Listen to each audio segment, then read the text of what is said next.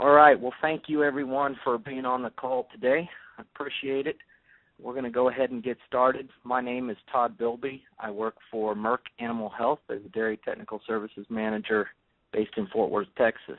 I also had the pleasure of serving on the Board of Directors and Chair of the Education Committee for the Dairy Cattle Reproduction Council. For those of you who don't know, the Dairy Cattle Reproduction Council is a proactive organization with a long-term interest in raising awareness of issues critical to reproductive performance. We do this through information and communication, and we strive to deliver the latest in technology and resources. So the council consists of a wide array of dairy industry professionals. These are researchers, consultants, practitioners, producers, all engaged in a collaborative effort to take dairy cattle reproduction technology to the next level.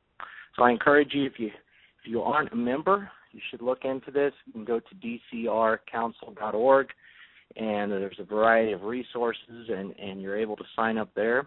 And I also want to remind you that the next Dairy Cattle Reproduction Council annual meeting will be held in Indianapolis, Indiana at the Westin. This will be November 7th all day, which is a Thursday, until noon on November 8th, which is a Friday. Again, November 7th and 8th. This November.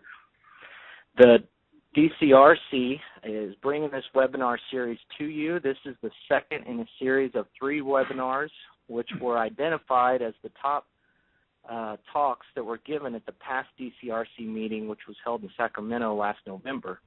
And this was generated from the survey that was given out at the meeting. And our next webinar will be September 26th. I will be giving this on the effects of resynchronization on fertility and economics. This will be at 12 Central on a Thursday again. Again, that's September 26th. So without further ado, if you'll go to the next slide, Bob. I want to thank our webinar sponsor for today. We get a different sponsor for each one of these webinars, and this time Novartis Animal Health has stepped forward to sponsor Dr. Corbett's webinar. Next slide. Dr. Corbett graduated from the Washington State University in 1978. Dr. Corbett has had a major interest in dairy cattle reproduction. Between 1980 and 1992, his main emphasis practice was reproduction, and had over about 1 million animals examined in his reproductive program. Observing that nutrition played an important role in reproductive efficiency, he had a new focus which was placed on the effects of nutrition on reproduction from 1992 to present.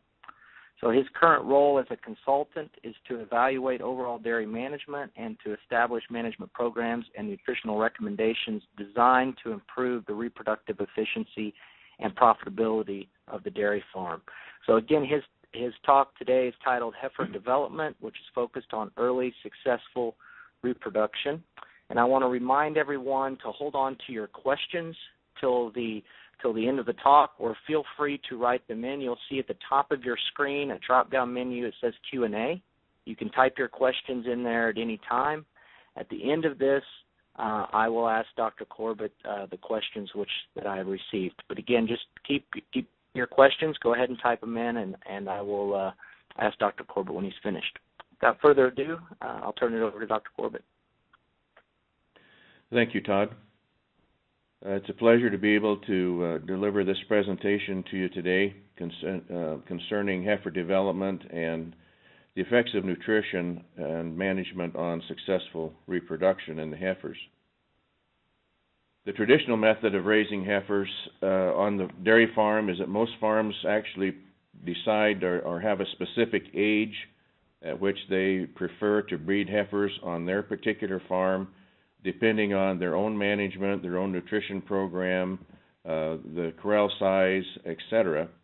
So each dairy already has a particular age that they usually prefer to breed their animals at.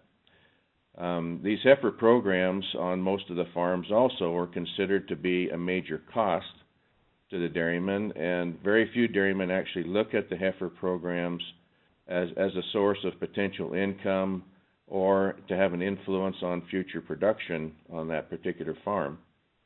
And as a result of looking at these programs as a cost to the dairy, the majority of the rations are actually formulated at a cost per day basis.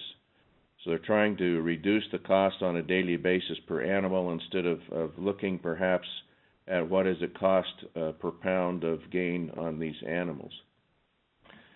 These heifers, young heifers, have a tremendous ability to be able to utilize protein, metabolize protein in their bodies to maximize their growth rates. So in general, the majority of the rations that have been formulated or are formulated for heifers are usually very low on protein, since it's the most expensive part of the ration. And as a result, these animals are never able to really grow according to their own genetic potential. Unfortunately, when we look at a group of heifers that haven't or do not grow according to their potential, that they're still considered to be normal, because that's kind of been the traditional standard or traditional method for raising heifers for many years. The other thing I think that is not well understood is the fact that puberty depends on the size of the animal, not on the age of the animal.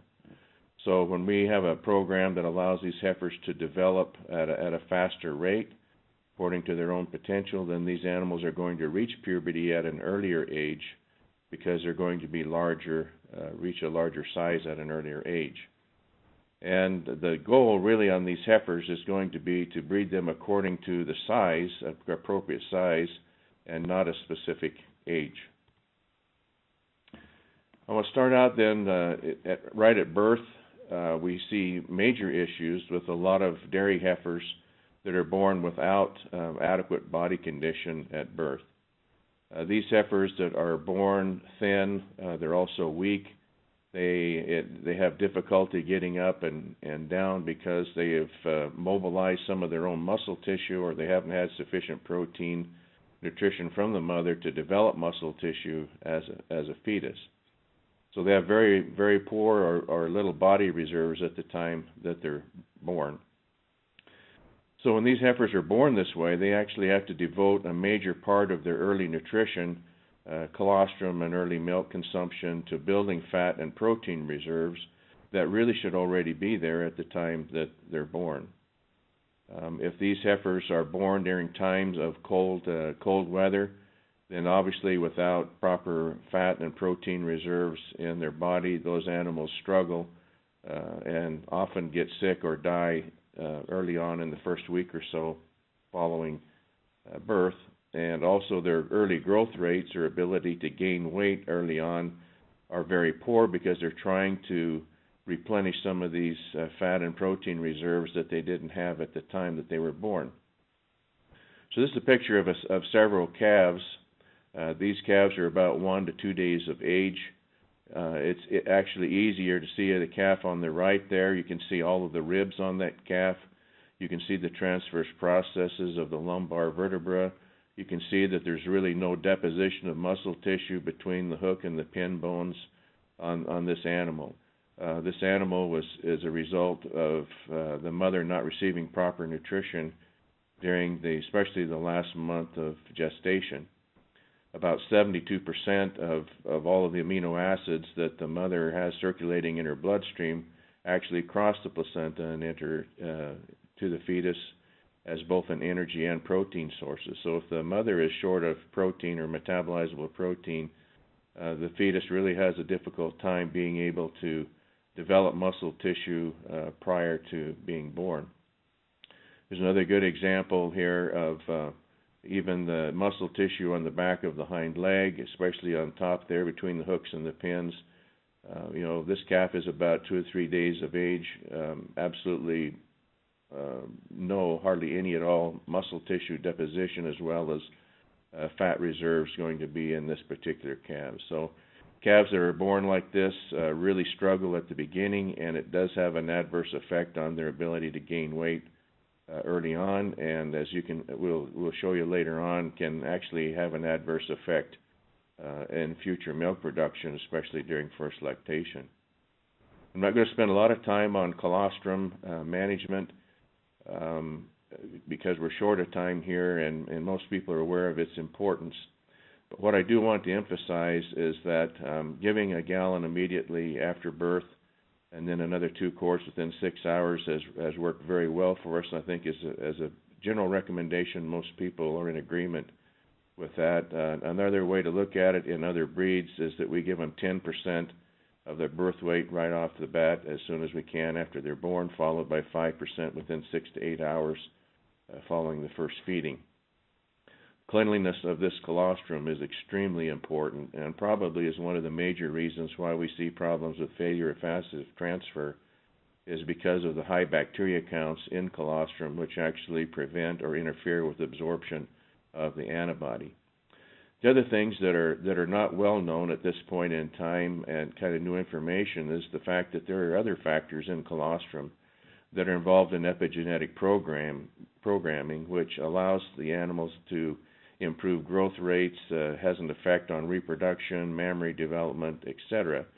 So animals that do not get sufficient colostrum also has a definite effect on their ability to grow and their future reproductive capacity as well as mammary development. The main thing that I want to show here is that there's a decreased average daily gain for the first 180 days just on calves with failure of passive transfer. So the fact that a lot of people assume that there is compensatory growth, that's just not possible. And there's been several studies now to show that compensatory growth is impossible in these heifers. If they're stunted from the beginning, they're never going to be able to reach the capacity for both milk production or growth that they would have been able to had they not been stunted or had issues with failure of passive transfer right from the beginning.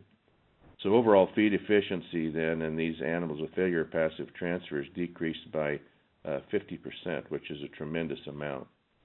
And that actually increases tremendously the cost per pound of gain on these heifers.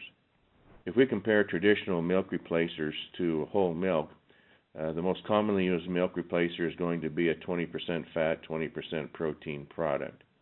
The bottom line there is that whole milk has about 50% more protein and 67% more fat than what we see in a 2020 milk replacer. So if we go back to the time when milk replacer was first developed, which is about 60 years ago, the person that developed this idea realized that the product that he was going to produce had to be cheaper than what whole milk was at that point in time. If it's going to be cheaper than whole milk, then obviously it's got to be lower in nutrient content, otherwise it would be about the same cost.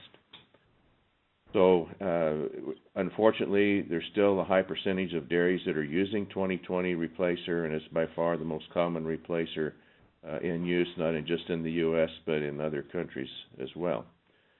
So anytime anybody switches from a 2020 replacer just to whole milk, they're going to see a pretty significant increase in gains and health of those animals just because of the increased protein and fat content that there is in whole milk. This is from the NRC, or the National Research Council program on the requirements for dairy cattle. And in this program, I entered in milk replacers, 2 of them that are 28% protein and different fat levels, a 2020 replacer, and then whole milk. And then I compared these different replacers depending on volume that there is administered as well as the temperature. If we go to the report page, which is much easier to read, this is a very common or standard traditional program that's used on a lot of dairies today, where they get 2 quarts twice a day of a 2020 milk replacer, and it's mixed up at 1 pound per gallon, which is roughly going to be about a 12% solids product. 68 degrees is a thermoneutral temperature for the dairy calf. So in this situation here, we have ideal temperature or ideal environmental conditions. If you go down there at the bottom where it shows energy allowable gain, we've got about a half a pound of gain a day due to energy content and about a half a pound of gain a day due to protein content. So that's about the best that you can expect under ideal conditions if they're on a traditional 2020 replacer mixed up at 1 pound per gallon, which is what's on most of the directions on the sacks of milk replacer. If we go down to 32 degrees, which in a lot of areas of the U.S. where you hit that very frequently and well below that, you can see then when we look down here at the average daily gain to energy, we actually have weight loss, and the same way with protein. So when the temperature drops down to 32 degrees, there's not enough nutrient content in a 2020 milk replacer at 12% solids to be able to even maintain the body weight on these animals. Now, this is why we see so many problems in cold weather with increased incidence of pneumonia. The animals quit gaining weight. Their immune systems are suppressed because they don't have the proper energy and protein levels to be able to fuel their immune systems. They're not going to respond well to vaccine, and we have our death loss and morbidity rates increase tremendously. Okay, we already mentioned the fact that with whole milk, it's a much better product nutritional-wise. If we look at the energy allowable gain here, if you remember that we saw that the protein was about 50% more in whole milk and the fat was 67% more, we see about a 50% increase in the ability to gain weight both from energy and protein when we go to a whole milk product. So when we go from 1/2 pound to 3/4 pound, that's a 50% improvement, and that's what we commonly see with whole milk. Now, we already discussed the fact that whole milk is much better than a 2020 replacer, but when we look at 32 degrees Fahrenheit, we can also see now that even with whole milk, if they're only given 2 quarts twice a day, that we're still going to have weight loss due to energy and also due to protein. So even though whole milk is a much better quality or more higher nutrient density than 2020 milk replacer, we still see issues with weight loss or failure to gain weight when the temperatures get down to 32 degrees or lower with whole milk. So the only way we're going to be able to improve that is increasing the solids content or the volume or the number of feedings in order for these calves to get enough nutrition to be able to continue to gain weight during cold weather. This will be a 28-15 product, 28 protein and 15 fat, but you'll notice that we've got 2.63 pounds now in 7 quarts per day. This is going to actually work out to about an 18% solids product. But you can see that in this particular situation now that our average or our daily gain due to energy here is up about 1 kilo a day or 2.15 pounds due to energy and about 2.5 pounds due to protein. So these animals have a tremendous ability to gain weight, and you'll also notice that we're at 32 degrees Fahrenheit. So I didn't even worry about thermoneutral temperature in this particular situation.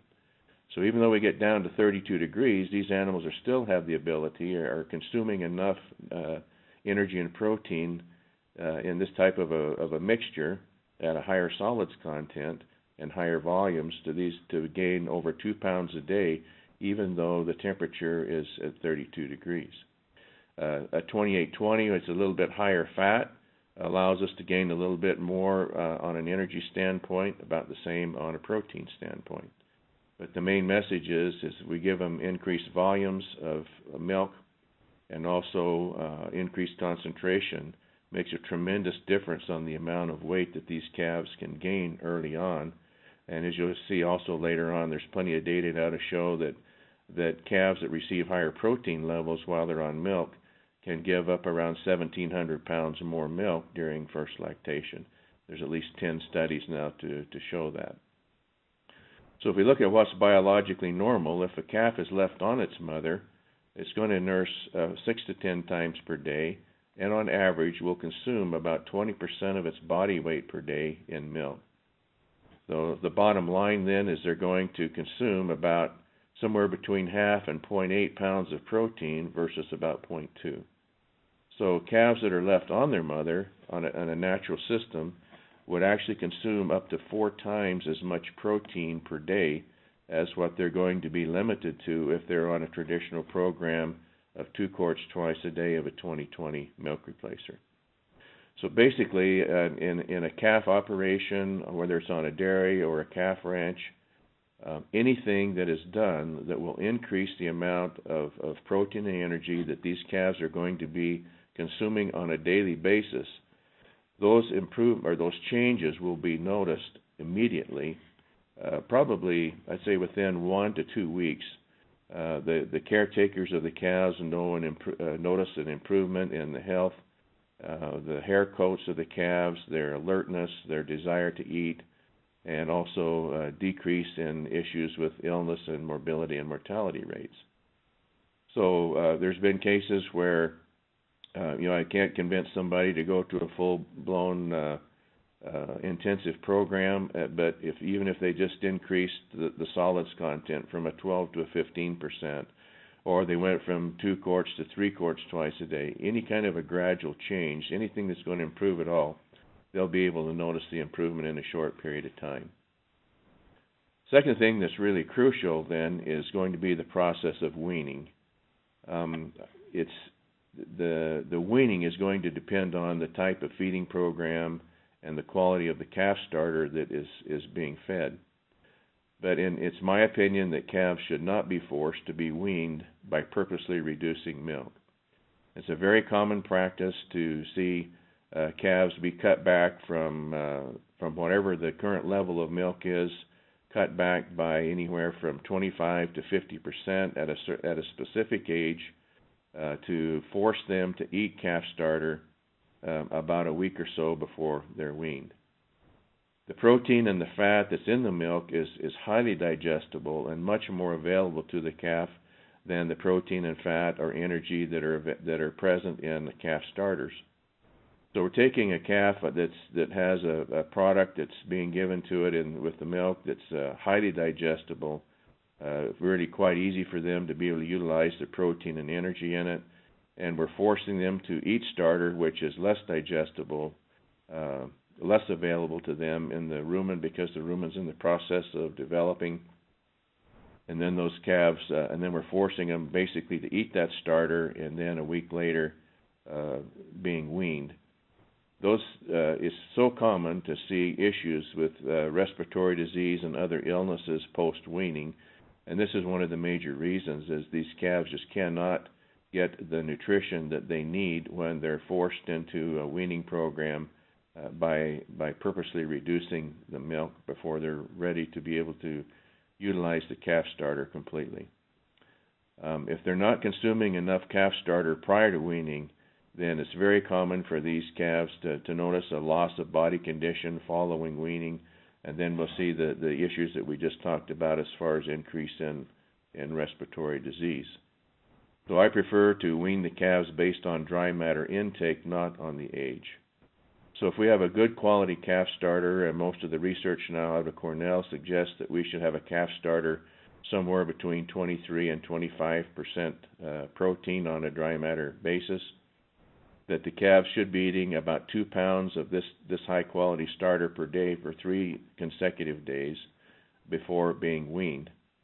However, the majority of the starters that are available on the market today are about 18% protein, and these calves should be eating at least 4 pounds of this type of a starter prior to weaning if they're going to be able to consume enough starter post-weaning to be able to satisfy the requirements of that calf. If it's noticed that the calves consume a very high level of starter early on, that is a very bad sign, because it indicates that there's inadequate nutrient intake on these calves. Basically, they're being starved because of not enough milk volume early on, and so they're forced to look for other sources of nutrients, and so they start consuming larger amounts of starter. And also, these baby calves early on do not have the ability to digest the starter, so it really doesn't supply them a lot of available nutrients when they eat the starter. So if you do see this issue, a lot of people are talking about, well, my calves eat starter really early, they're eating it great, but that's actually, in my opinion, is a very poor sign and a sign of inadequate nutrition. Post-weaning, again, is the most common time to see respiratory disease, and the main reason is these calves are not consuming enough starter and do not have the ability to utilize the nutrients in the starter at the time that they're weaned. So if we look at these intensive programs, I really don't like to call them accelerated growth, because all we're actually trying to do is allow these calves to reach their own genetic potential. It's considered that the ideal weight for the Holstein animal is around 1,400 pounds at the time of calving, about 55 inches at the withers. If calves are on a whole milk or a milk replacer, and they're only given the rate that's on the label, which is usually 10% of body weight per day, if we're lucky, we'll see a half a pound to 1 pound per gain per day. Even if the gain was about 1.3 pounds per day prior to puberty, puberty won't be reached on average until around 14 months of age, and they won't be breeding size until around 18 months. So that's one of the reasons why it's so common to see an age at first calving of around 27 to 28 months. The accelerated growth formulas, or the formulas that actually meet the requirement, or the protein requirements of these baby calves, are going to be around 26% protein on a dry matter basis, and about 15 to 20% fat. This is going to be the milk replacer formulas. We already talked about the fact that whole milk is around 27% protein and 30% fat. So the protein level is similar to what we see in whole milk, but these formulas are lower in fat. The main reason is that it promotes lean tissue gain and also improves efficiency of gain when we have a higher protein level in relationship to the fat level. But fat is also a satiety agent. So if you feed higher volumes of whole milk, the calves will tend to hold off on consuming calf starter for a little bit longer period of time, which really is not a problem, because our ultimate goal is to get the calves to consume as much as they can and to make the transition from milk onto a calf starter when they're ready, and not be forced to do it. So the advantages of this type of a program while these calves are on milk is it increases the growth rate, obviously, from birth to weaning, but we also have a higher deposition of lean tissue to fat tissue ratio when we have the ability to increase the protein contents of the milk replacer. We also see an improved or increased efficiency of gain. One of the most important things is that Dr. Van Amberg at Cornell has showed an increase in the parenchymal tissue in the udder, and the stem cells divide rapidly in the udder when they're on higher protein levels, giving them a higher potential for future milk production. The thing that has really impressed me the most, though, has been the improved immune response and decreased death loss on calves that are on a higher plane of nutrition. All of the herds that I currently work with that are on this type of an intensive program have an average death loss of less than 1% while the animals are on milk. Our medicine costs have dropped by about 80% on average when these animals are raised on a higher plane of nutrition. And obviously there's going to be a decreased age at first calving. One of the big advantages is the program does not have to be altered depending on environmental conditions.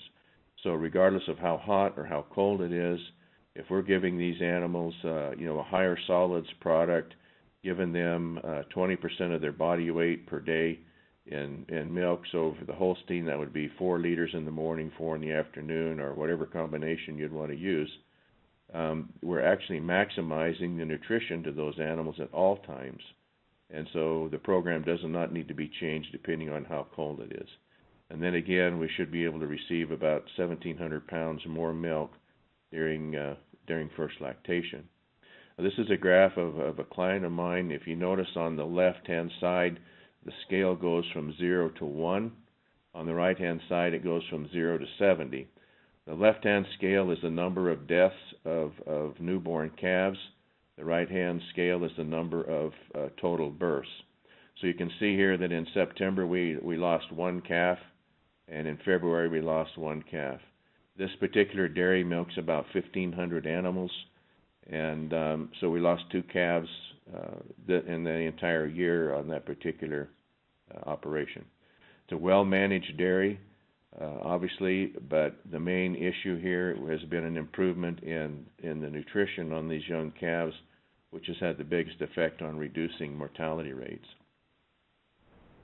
The other issue that a lot of people, I think, are not aware of is that when these calves experience any kind of a disease insult, it has an adverse effect on their growth rates and also on their ability for future milk production.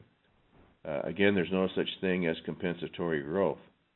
Calves might look or appear later on to be close to what the other calves are in that particular farm, but in most cases the reason is the other calves have not been able to reach their potential growth either. The age at first service is going to be delayed on these calves, and they'll never be able to reach the same potential milk production as an adult, even if they fully recover from an incidence, especially respiratory disease, as a young calf.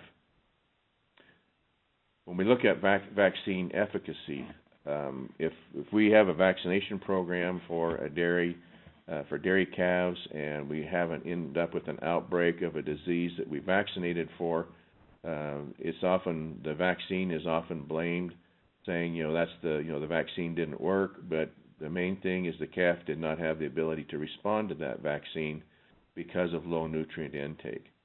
Anytime the calf is required to mount an immune response, the energy requirement on that calf increases probably somewhere around 25 to 30%. If you remember the pages that we showed early on from the NRC program, if it's around 32 degrees and the calf is on a 2 quarts twice a day program, those calves are not going to be able to respond sufficiently to the vaccines that are given them. And not only that, but when the vaccines are administered, those calves are going to be under more stress because they have an increased energy requirement, and vaccination can actually result in these calves getting sick or not doing well or losing weight because of the increased requirement for energy to respond to the vaccine. So excellent nutrition is necessary if we're going to expect these calves to respond well to the vaccine program that we have set up for that particular farm. The vaccination program needs to be designed to be given or administered to these calves during periods of low stress when the immune system has the ability to respond well to the antigen or to the vaccine. Obviously then, if the calves are going to need to be on a high plane of nutrition if we expect them to respond well to the vaccine. And it's impossible to come up with a standard vaccination program that fits every single dairy because they do need to be administered at times of low stress. So that's going to depend on the facilities and the management on each individual farm. If we look at calf starters, then the higher protein calf starters that are recommended are going to be at 22 to 26% protein. And we need to have a similar protein level in this calf starter compared to what we had in the milk prior to the weaning process, if the calf is going to be able to consume enough starter to be able to maintain or meet the requirements for protein that this calf has for maximizing their growth potential. I like to feed calf starter for several weeks without hay following weaning so that we can monitor the amount of calf starter that the calves are consuming individually in their hutches before moving into group pens to make sure that they increase up to around 6 to 8 pounds of starter per day prior to being moved into their first group pens. So when we look at going from a starter to a grower ration, then they're going to consume this higher level of starter. We move them to a small group pen. Again, I prefer to leave them on starter for a week or so because I do not like to make a ration change at the same time that I make a social change when they're first put into these group pens together. The smaller number of calves that you can have per group pen, the better off that you'll be. The grower ration is going to be, the grain will be very similar to the starter grain, only it's going to contain about a 20% high quality alfalfa hay. I realize that there are areas in the U.S. where alfalfa hay is not readily available, and so then you have to work with the nutritionists on how to do that. If you have a lower protein hay that you have to use, then you should maintain the starter grain with this hay in order to try to keep the total protein level as high as you can. This is a typical grower ration that we feed. We also add about 5% molasses on this, which helps prevent sorting of this feed in the bunks, and some cows prefer the forage over the grain, and some cows prefer the grain over the forage. I like to feed them, it's ground up well, the hay is. We like to feed them a TMR for the same reason that we do lactating cows. We want every bite to be balanced. If the calves have the forage and the grain is separate in separate areas, we have too many calves that they eat too much grain, not enough forage, or vice versa.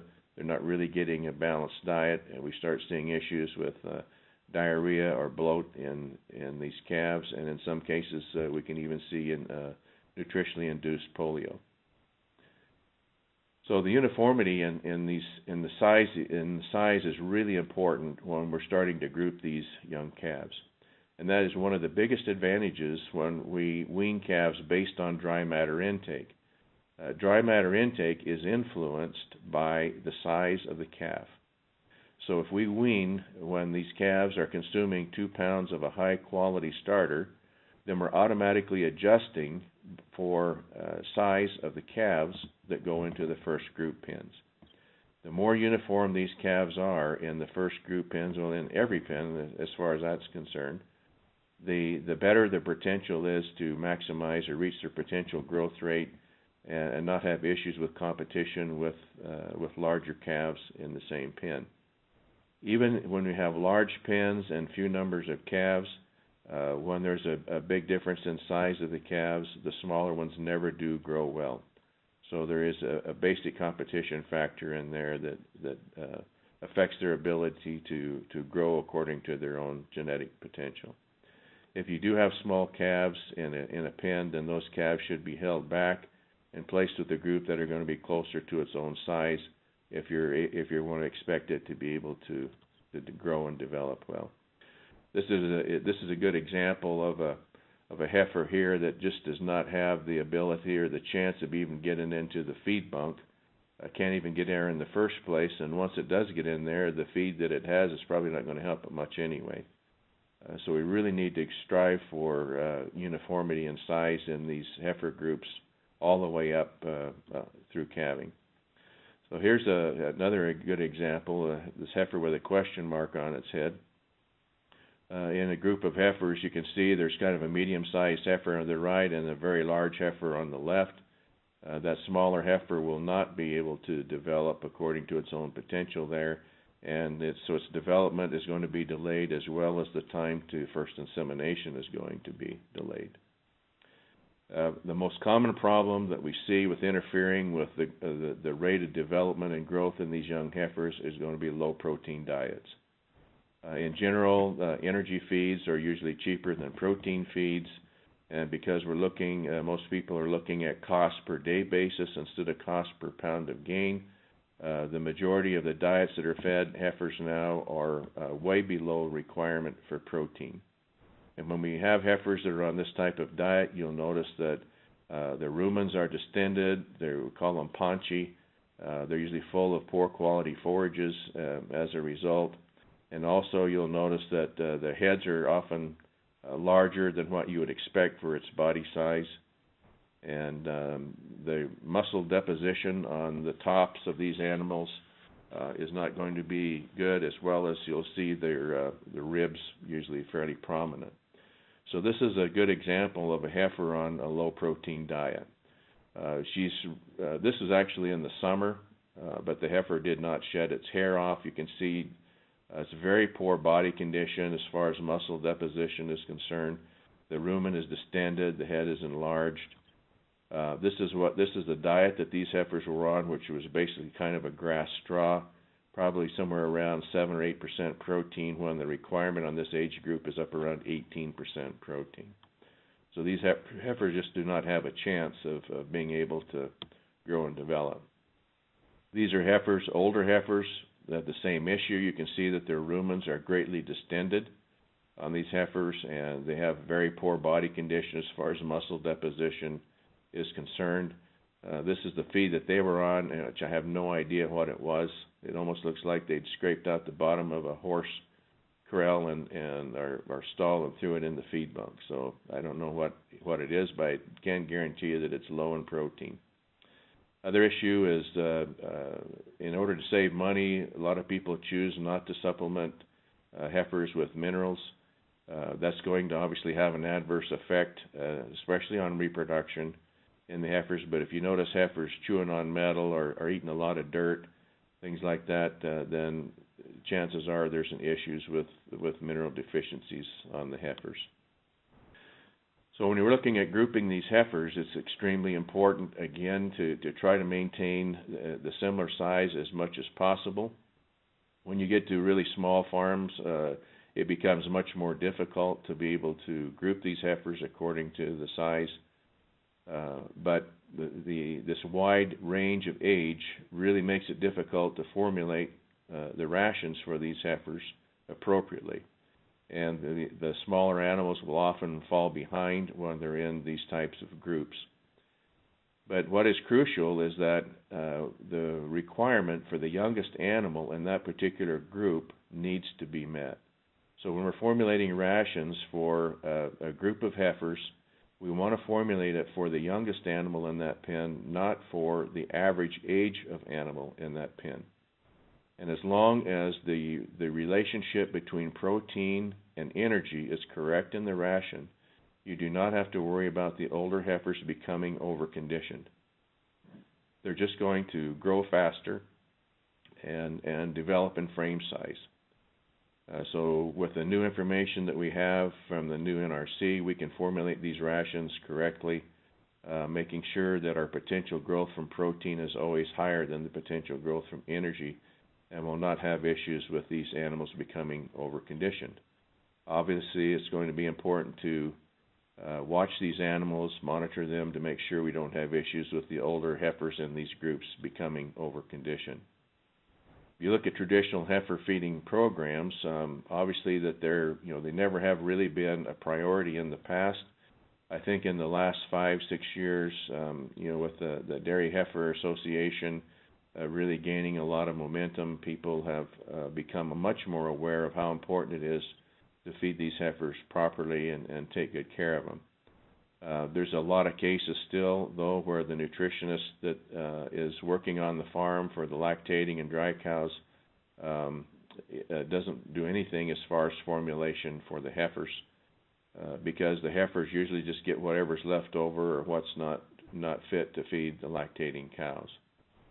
And in the heifer program is often considered a 2-year cost with no return. But I think we can show you here in the rest of the presentation where the heifer program actually can be a center for profit on the farm and not just considered to be a cost. And we look at feed efficiency. When we feed lactating dairy cows, it's obviously an important or a crucial part of ration formulation is looking at feed efficiency. And if we can get about an average feed efficiency on a lactating cow of about 1.6 pounds of milk per pound of feed, then we're doing a good job. And it's one of the most crucial factors when we're looking at profitability in the lactating cows. And yet hardly anyone ever looks at feed efficiency when they're feeding heifers. We look at cost per day and not what is the cost per pound of gain. There's many situations where we can actually improve the protein content of the feed, even though it increased the cost per pound of feed or cost per ton of feed. The actual cost per pound of gain doesn't increase at all by improving the ration. So we have to have a well-balanced ration that has the right amount of starch as well as the different protein fractions in it, for the rumen to be able to utilize the feed efficiently and convert it into weight gain and size development in the heifers. We also need a higher quality forage, especially in the young heifers, that's higher in digestibility. The young heifer does not have a really well-developed rumen, And the higher the digestibility that we have on the forages for the young heifers, the greater the growth rate we're going to be able to receive as a result. So in my opinion, it's just as important, if not more important, in the young heifer to provide a very high quality, highly digestible forage, just as important as it is in the lactating cows. So if we have a higher protein ration and it's well balanced, we're going to be able to get more efficient feed conversion, which in the long run is going to reduce the ration cost when we look at cost per pound of gain on the heifers. Another issue is their immune system. We continually see issues with respiratory disease in these post-wean calves and maybe in other age groups. It's also common to see problems when milk is reduced on purpose to increase calf starters. It's common to see respiratory disease at that point in time also. So when we receive improved growth rates, we see an improved immune system, which also includes an improved response to vaccines that we're using in the heifer program. We see lower cull rates, lower death loss, and we're able to reach the breeding size much earlier on these heifers that are grown in this method. They enter the lactating herd earlier and they become productive earlier on. We get more lifetime milk production as well as more milk production produced during first lactation because of improved protein nutrition as they were growing. So some of the important management practices that we really need to observe on a good heifer program is making sure that the heifers are grouped according to size. We need to supply the protein fractions in the proper balance. These heifers have different requirements for different types of proteins, just as the lactating cow does. If we feed a very quality protein that's bypassed, such as corn distillers, in these heifers, we're not going to be able to see the kind of results that we need. In general, the heifer needs more degradable protein to supply the bacteria in the rumen, the protein it needs to utilize the feeds, as well as to grow and develop the microbial population in the rumen and produce more rumen microbial protein, which is what we really want to utilize as bypass protein, instead of giving a poor quality bypass protein like distillers. Maintaining the protein to energy ratios also is very crucial to maximize growth without excess fat deposition in the heifers. And then we want to be able to monitor the weight and the height on a consistent basis to make sure we're reaching the goals that we've set. This is a page off of the CPM ration formulation program. This is going to be heifers that are about 5 to 8 months old. This would be a typical ration that we would be feeding these heifers. I usually like to feed these heifers right around an 18% crude protein ration. But the thing that is crucial on these heifers is if we look down here on the bottom where we have the ME allowed growth and the MP allowed growth, you can see that we have about a half a pound difference. So the metabolizable protein allowed growth is about a half a pound higher than metabolizable energy allowed growth. So on heifers this age, it's very crucial to be able to maintain this relationship between protein and energy if we're going to allow these calves to reach their genetic potential from a growth standpoint without excessive fat deposition. If we go on to the next, well, let me talk a little bit about this group here. When we look at these heifers around 500 pounds or so, it's a good time for us to be able to start culling heifers out. If they're smaller in comparison to herd mates, we always like to have the birth date on the ear tag so we can compare birth dates on these animals. When they're around 500 pounds, if we see a noticeable difference, we have 1 or 2 animals in a group that just are not anywhere close to their herd mates, then that's a really good time to get rid of them. As I can guarantee you, those heifers will never amount to anything if you carry them all the way out and calve them into the herd. There was a study done by Mike Van Amberg fairly recently on the Cornell herd where they noticed that heifers that received antibiotic therapy while on milk gave about 1,000 pounds less milk during first lactation. So they received one injection of antibiotic because of respiratory disease, and even though the heifers responded immediately, came right out of it, and did seem to do just fine, on average compared to herd mates, they gave 1,000 pounds less milk. So the goal really is to prevent the calves from getting sick at all. I really think that a lot of people feel that if they have a calf with pneumonia, they treated it, it came right out of it, that there's no permanent effects. But this study that Dr. Van Amberg did definitely shows there's an issue here, a permanent effect on these calves that are treated for pneumonia. In my opinion, if a calf is treated for pneumonia more than once, then the calf really needs to be culled. I've never seen a calf that's been treated more than once ever really amount to much if that calf is kept all the way through and allowed to calve into the herd. We continue the observation of these heifers, each group on. If we do notice a heifer falling behind, poor hair coats, not looking well, the chances are this heifer was sick at a point in time, and it's gradually catching up to that heifer, and we go ahead and sell those heifers. In most cases, if with this type of a program, if the animal gets out there around 13 months of age and has not yet reached the breeding size, then these animals are stunted either due to illness or perhaps there's a genetic issue with that calf that's not allowing it to grow well.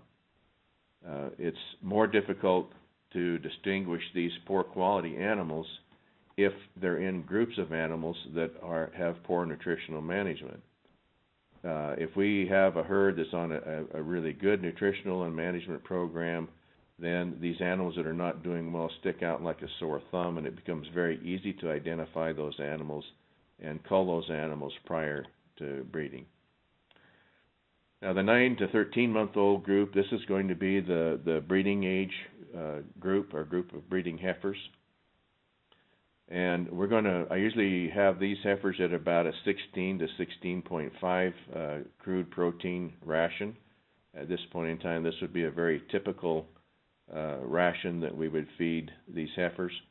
But again, the most crucial issue here is not necessarily the amount or the level of total protein, even though that is important, but it's again this relationship that we have between metabolizable energy and metabolizable protein down there on the bottom. You can see now that the potential for growth from metabolizable protein is close to 1 pound difference between that and the potential growth allowed due to metabolizable energy. So as these heifers get older in the management system, the variation between growth due to protein and growth due to energy needs to become wider. So they have a greater requirement for protein in comparison to energy in order to be able to maximize their growth rates without having any issue at all with excess fat deposition. So when we look at the breeding age heifer then, these heifers should be on this breeding ration at least 1 or 2 months prior to being bred. The last thing in the world we want to do is move these heifers to a breeding pen and then change the ration at the same time to a ration that's lower in energy and or protein at the time that we're going to be inseminating these animals for the first time. So we want to have them on a stable ration, they're on a stable rate of gain, and then when they reach the correct size to be bred, then they're receiving adequate nutrition for heat detection, cycling, ovulation, and maximize conception rates on these heifers. If we do reduce the energy and protein at the time they're going to the breeding pens, it can definitely interfere or show up with decreased signs of heat and interfere with conception rates on the heifers. So these heifers definitely need to be on a high quality ration, forages that are highly digestible. This is not the place to try to cut corners from a nutrition standpoint, because it will definitely have an adverse effect on reproductive efficiency when we're breeding these heifers. So the breeding criteria then on the heifer is 51 inches for Holsteins, at the withers, and this is just from over years of measuring these heifers and finding out what seems to be the best for me. The common range is 48 to 52, but if we drop down to 48, we have heifers hitting 48 inches as young as 7 or 8 months of age. So that's obviously way too young to breed these heifers. Jerseys around 55% of adult weight, which is going to be probably 43 to 45 inches at the withers.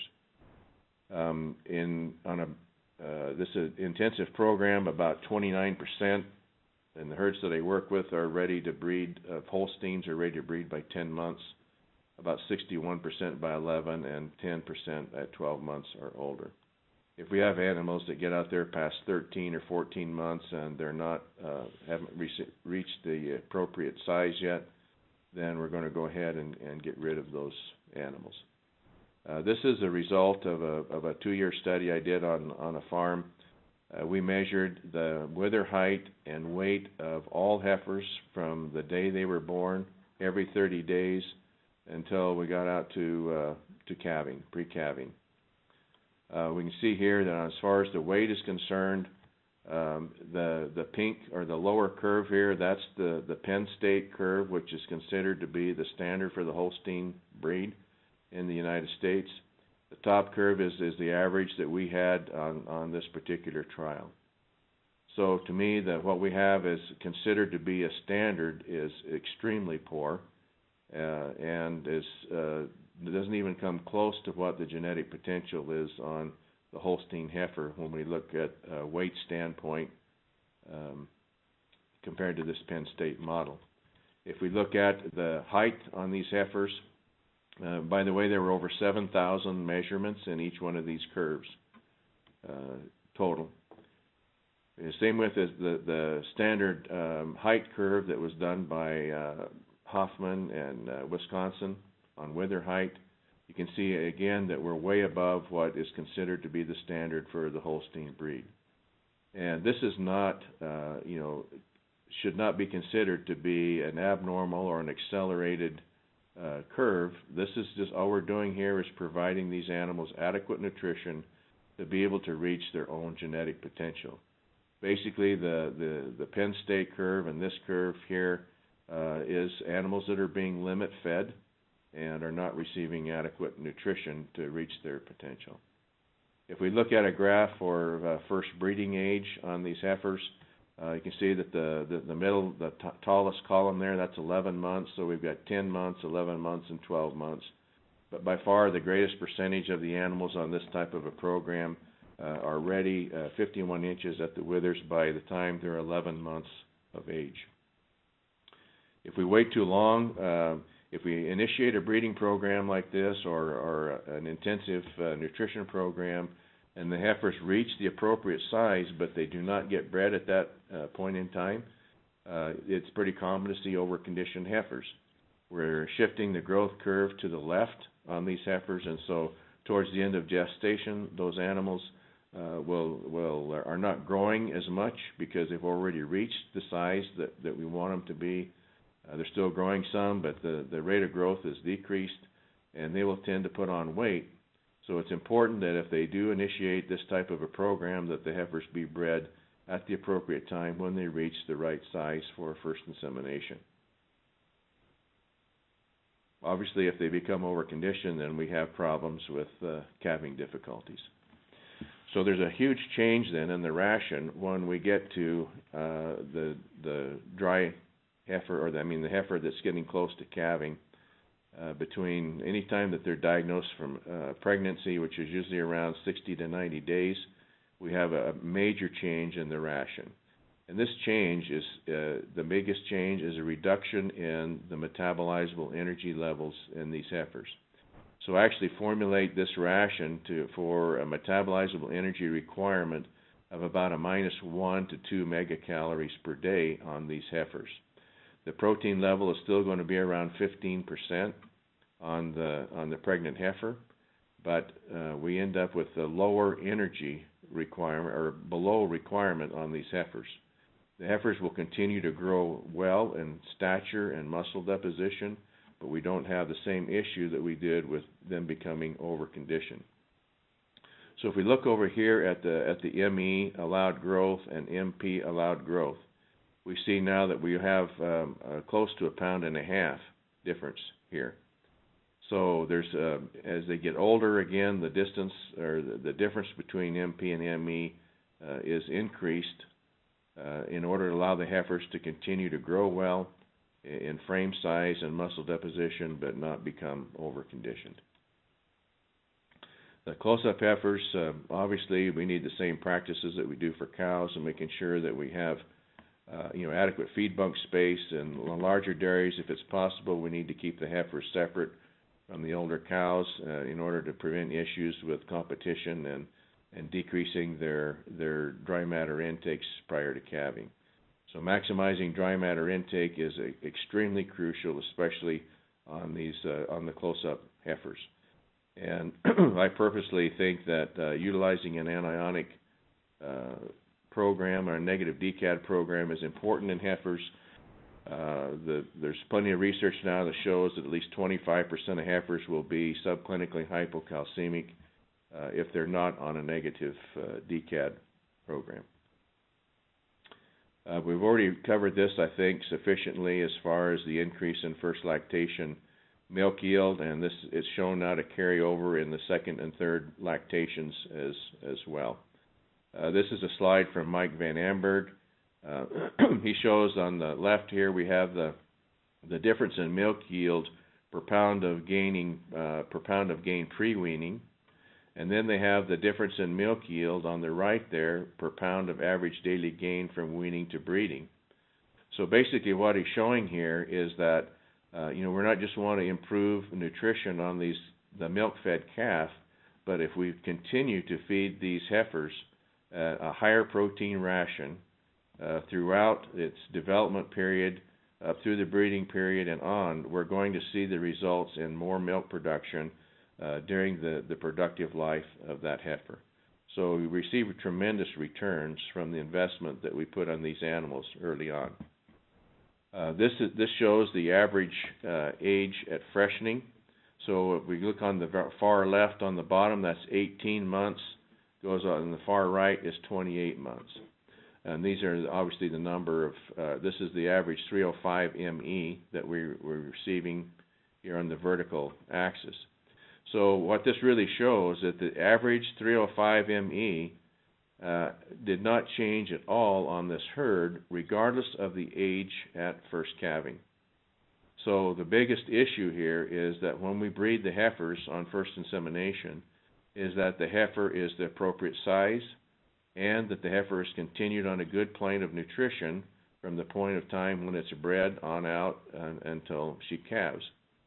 So we see no adverse effect whatsoever, regardless of age at first calving, on the average 305 ME on these heifers.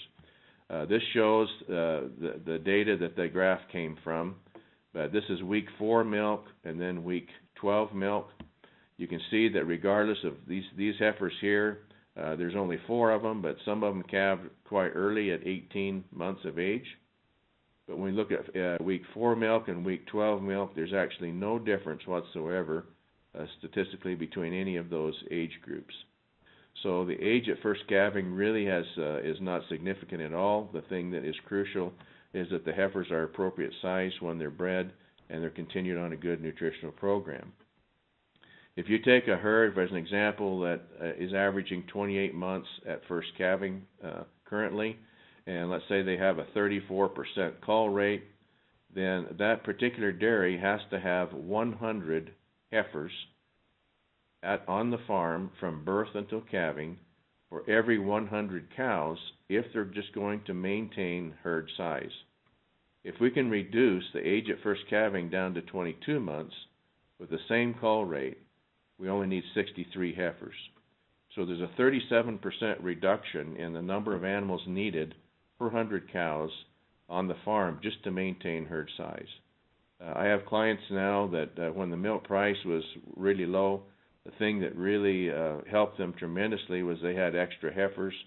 A lot of them have been selling heifers to Russia and Turkey at a premium rate during the times we have low milk prices, and still had more than enough heifers to either grow their herd size or at least maintain herd size.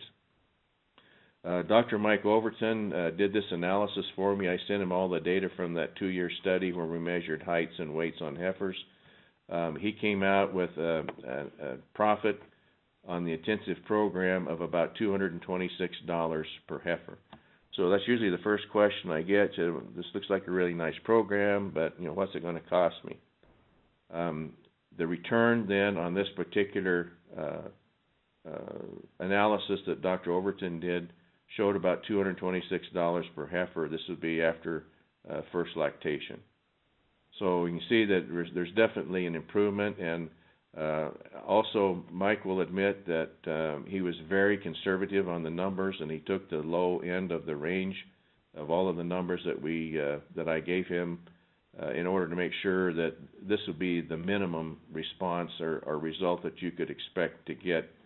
And if you even took the average, you'd probably be up close to $300 per heifer.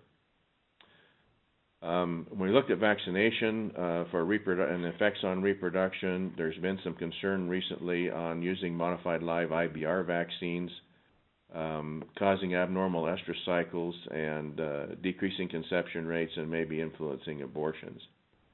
In 2004, these IBR vaccines were approved for use in pregnant animals. Dr. Barling did an analysis from 4 vet diagnostic labs between 2000 and 2009 and showed that about 86% of the IBR abortions came from herds that had a recent history of using a modified live IBR vaccination. Dr. O'Toole at the University of Wyoming followed the recommended schedule for using a modified live IBR vaccine, gave it to them when they were open, and then revaccinated them at 7 to 8 months of gestation. They lost 25% of the pregnancies in their heifers following the second vaccination. When they did histopathology on these abortions, they were consistent with IBR abortion, and there were no other signs of any other pathogen that could be associated with the abortion. Dr. Fulton from Oklahoma State has developed the ability to determine the genome sequence of 8 different modified live IBR vaccines.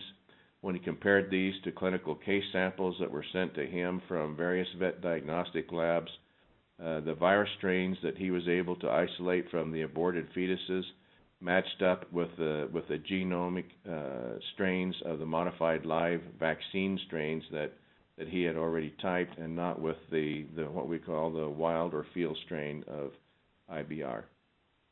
Another study that was just published this last year looked at the effects of IBR modified live vaccines on reproductive efficiency in naive heifers.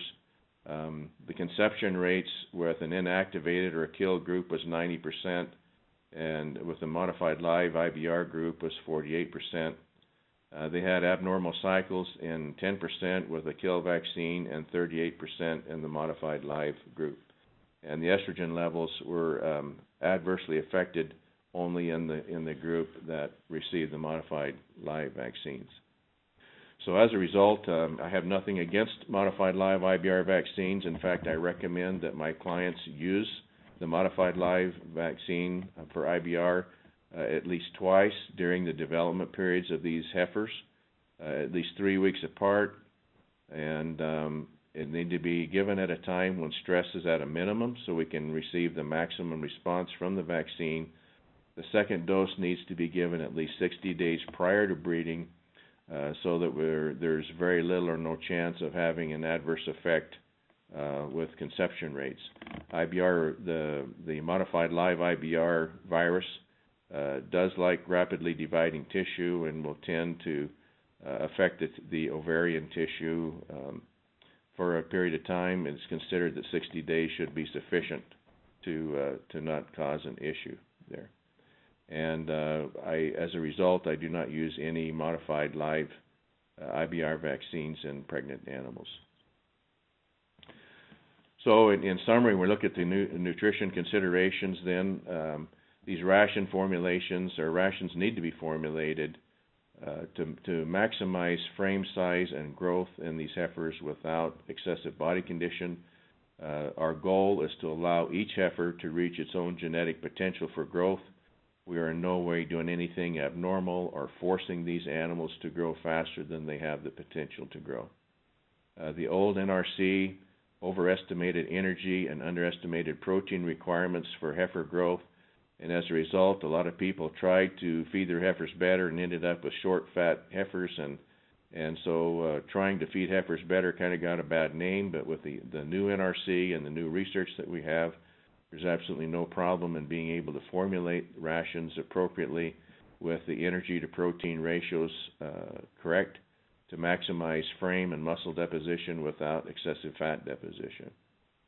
We need to maximize rumen microbial growth and feed efficiency at all times, just like we try to do on our lactating cows.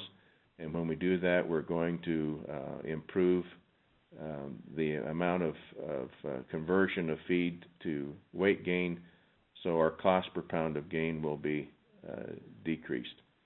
Also, palatability and ration quality are just as important in these heifer programs as they are in our lactating cows. We want to maximize dry matter intake. I'm totally against limit feeding heifers. If the ration is formulated properly, these heifers should be able to eat as much as they want without issues of becoming overconditioned. The worst that's going to happen is the heifers are going to grow faster and reach breeding age at an earlier age, breeding size at an earlier age.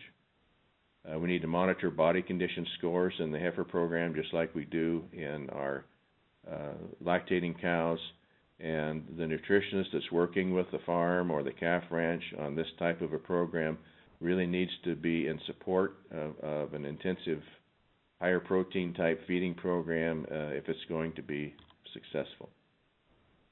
So it's just as important to feed the growing heifer a well-balanced ration as the lactating cow. If we do this, we're going to improve the conversion of feed to growth, and we're going to lower the cost per pound of gain.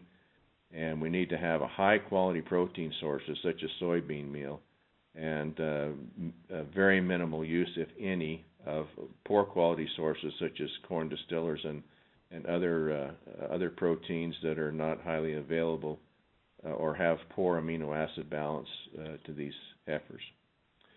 So our ultimate goal then is to produce a healthy, productive heifer that's going to be able to grow according to its own genetic potential and is not going to be limited in development because of poor quality feeds or being limit fed or lack of a balanced ration. And if we can accomplish this, then these heifers will be able to reach their breeding age much sooner. They're going to be able to have higher conception rates. They'll calve in at the right size or larger than they have been previously, and have the potential to produce more milk than what has been produced in the past, especially when compared to traditionally raised heifers. And that's all the presentation. Excellent. Thank you, Dr. Corbett. That was a great presentation. Okay, everyone, I want to remind you that there's a Q&A spot at the top of your screen that you can click on the Q&A and type a question in. That will come to me, and I will gladly ask your question to Dr. Corbett for him to answer. So again, at the top of your screen, there's a Q&A spot. Please type in your question. That just comes to me, and I will ask Dr. Corbett the question. Dr.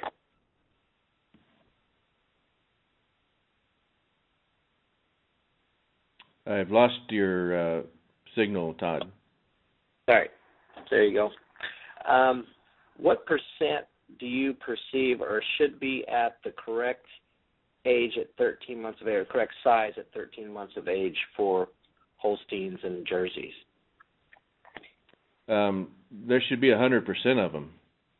In our system, we pretty much have 100% by 12 months. We use 13 or 14 months as the break-off. If they get out to that age and they're still not the right size, then we actually get rid of those animals. Okay. Got another question here. What is the size recommended for crossbreds? Okay. I work in a lot of different countries in South America, and I've seen just about any kind of combination of animal you could possibly imagine. And in order to be able to determine the size, it's going to depend on obviously whether it's a Holstein Jersey cross or if they're crossing with dual-purpose breeds in pasture situations. But what has to be done there is you have to go out to get an average size and weight of the adult herd, and then you have to go back to the heifers that you have, look at what you consider to be the size that you're currently breeding your heifers at, where you're not having any issues with dystocia or being the proper size when those animals calve in. You have to get a weight and wither height on those heifers, and that's going to be the goal that you have as far as being the appropriate size at first breeding. Then if you decide to go to an intensive program and those heifers reach that same size at an earlier age, then you can breed those heifers younger as long as they're at the same size. Okay, great. Do you have any fear in breeding the heifers too early for them calving too early and having problems?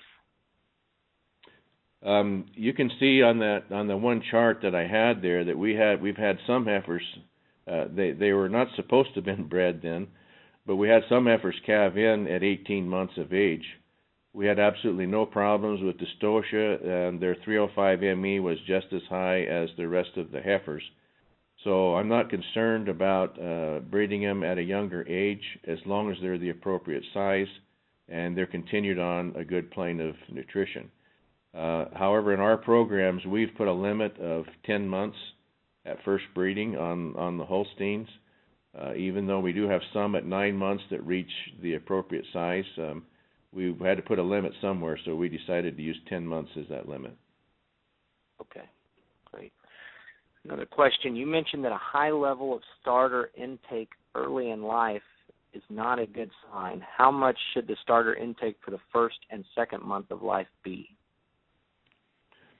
Okay, so the starter intake, again, is going to depend on the size of the animal. The larger the animal, the more starter they will consume. The goal is to maintain these calves on 20% of their body weight in milk per day, starting the second week of life. So during the first week of life, we'll feed them at about 15% of body weight per day, which for the Holstein is going to be about 3 quarts twice a day.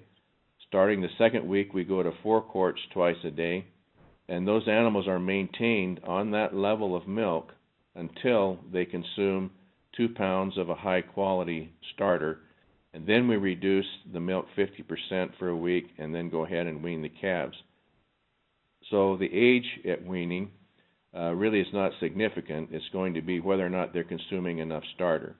In general, the range that we see in Holsteins is going to be probably anywhere from 7 weeks to 10 weeks when they're ready to be weaned. So the starter consumption then is going to depend on the size of that animal. Now these calves are going to be growing at over 2 pounds a day on that type of a program. And because they're growing so much faster, roughly 4 to 5 times as fast as they would on a traditional program, their body size is so much larger that the desire to consume starter will kick in probably around 5 to 6 weeks of age. You'll start noticing them consuming starter in fairly high amounts. So again, the crucial thing is the rumen has to have enough time to develop, and they've got to be consuming enough starter prior to weaning so that we don't have problems with morbidity and mortality after weaning. Excellent. Last question here. I have seen first calving cows in a herd with this program, but they were a bit disappointing since they were smaller and frail. They were AI'd at 10 months with proper size and weight. Is this usual, and will they catch up in the next lactation? Okay, the first part of that is no, it is not usual. And the reason is because it was the nutrition. If they were the proper size and weight at time of insemination, and then they calved in small and frail, then that's definitely a sign of inadequate nutrition post-breeding. So if those heifers, again, we're going to have the breeding age heifer is going to be around 16.5% protein ration. Once they're confirmed pregnant, we're still going to be around 15 to 15.5% protein. It's very common to see these pregnant heifer rations down around 10 or 12%, and also poor quality, low digestible feeds. And so the growth rate slows down on those heifers, and that's why they're calving in, frail and small in size. On average, these heifers, I've got a herd right now. The one that I showed you the graphs on there, they're almost 50% of their herd right now is first lactation animals, and they're averaging about 85 pounds of milk, which is higher than they've ever done in the past, with almost half of the herd being first calf heifers. So the nutrition following breeding is just as crucial as the nutrition prior to breeding, if they want the heifers to calve in at the right size and be able to produce properly. Excellent. So on that topic, on the slide showing the relation between 305 ME yield and calving age, could it be that the same level yield of late calvers were caused by illness when the heifers were young? This could be the reason why they were bred later? No, those heifers that were bred later was just a problem with fertility. So if they calved in, there was some, I think the very latest animals were around 26 months or whatever. The problem there was that they were bred multiple times, and also that herd is using sex semen, which does have a little bit of an influence on our conception rates. Okay. What was the best weight do you recommend to do AI? Okay. Again, I do not look at weight on those curves that I showed you. I did send those off to Mike Van Amberg to make sure he felt like they were the appropriate weight. He likes to look at about 55% of adult weight. But after doing all those measurements, what I did find out is that if the heifer was 51 inches at the withers, then they're always going to be have enough weight. So we don't even bother weighing the heifers anymore. We measure the wither heights. We actually just put a mark on the stanchions. When they get to that mark, we move them into the breeding pen. But when they are at 51 inches, they're going to be around that 55% of adult weight, which is the ultimate goal. Okay, great. Well, that concludes this DCRC session. Again, I want to thank Dr. Corbett for giving his presentation once again, and I would like to thank Novartis Animal Health for sponsoring his presentation, and encourage you all to, if you have not attended the meeting, the 2013 DCRC annual meeting will be at the Westin in Indianapolis, Indiana, November 7th and 8th. And our next webinar will be September 26th, which I will be giving on the effects of resynchronization on fertility and economics. Again, that's September 26th at 12 p.m. Central, which again is a Thursday. Thank you, everyone, for being on the call. We appreciate it, and we will hopefully see you next time. Thank you.